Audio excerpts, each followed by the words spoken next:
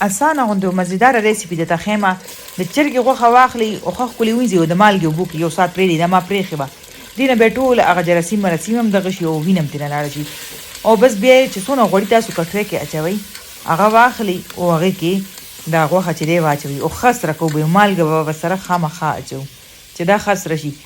مونږ چې کله هم سبزي پخوو اکثر مونږ د غټې غوښې کې پخوو، خو دا به مونږ د چرګې غوښې طریقه ته ښیم. دا چرګې غوښې کې ځنه خلک ځکه نه پخوي چې دا ماته شي، او زه یې دله طریقه ښیم چې دا چرګې غوښه به نه ماتېږي. وګورئ دلته دا سره شوه، چې سره شوه اوس به زه دا اوچته کړم دی نه، او د کوکر کې به مونږ دا ټنډې او سبزي چې دا پخوو. که چېرې ستاسو ټنډې ثابتې خوښې نو تاسو اوس دې سره دا ټنډې ور واچوئ او دا پکې یو ساعت سرې کړئ او بیا پکې یو پیاله اوبه واچوئ، بیا پرې ډکن ورکوئ. نو تاسو ټنډې چې دي ثابتې به پخې شي. خو زما چې دی ټنډې بیخي حل شوي مونږ کره خوري که نه، ټنډې کدوی چې لږ شانتې ژوندۍ بیا ولا خوند نه ورکوي. جبکې زما په خپل ځاني باندې خوښې ثابتې دا که اوس ما ځان له پخولې نو پیله به ما د غوښې کې دا ټماټر ښه سور کړی و او بس مسالې مې ورچولې، بیا مې پکې ټنډې اچولې او اوبه مې ورچولې. نو چې بیا وروسته خلاص هم کړي ټنډې ماتې نه. ښه نو دې کې ما مالګه واچوله او یو پیاله اوبه په دې کې واچو. دا ټنډې او ټماټر چې دا خپلې اوبه مې ډېرې کوي که نه، او یو غوښه مې پکې واچوله ولې چې دا پکې وروسته بیا ماته و هلکه و دا چې پکې ښه نرمه شي. او دلته به وله مونږ ورکو پریشر 8 منټو پریشر ورکوي، دې کې ښه ښکلې سبزي نرموي. نو وګورئ دلته دا نرمه شوه.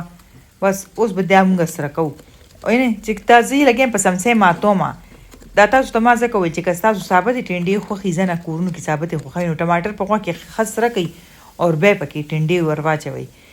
اوس مې دلته پکې یو چمچ سور مرچکۍ واچولو، یو چمچ مې پکې د سالن مساله واچوله. نورې مسالې پکې نه اچوم ځکه چې دې کې داسې زیاتې مسالې نه لګي. بس او دلته به مې لږ شانتې ټایم داسې ډکن پې ایښی و لکه 8 منټه چې دا ما چې دا غوښه پکې نرمه شي. ولې چې سره شوې وه خو نرمه شوې خو نه وه. خیر دې کې تاسو لږ شانتې پریشر بیا هم ورکولی شئ. نو بس وګورئ مزیداره غونده کې غوښه چې د چرګې غوښې کې ټنډې شوې تیارې. او دا سره کول ډېر زیات ځکه ضروري چې دې کې دا ټماټر بیخي حل شي. ټماټر چې ژوندۍ بې مزه نه کوي لکه ثابت پوستکی چې ښکاري، چې بیخي نری حل شي. او بله خبره دا چې شنه مرچکي او شنه دنیا پې کټ کړې خامخا اچوئ، دې سره دومره مزه زبردست شي که نه د دې والا.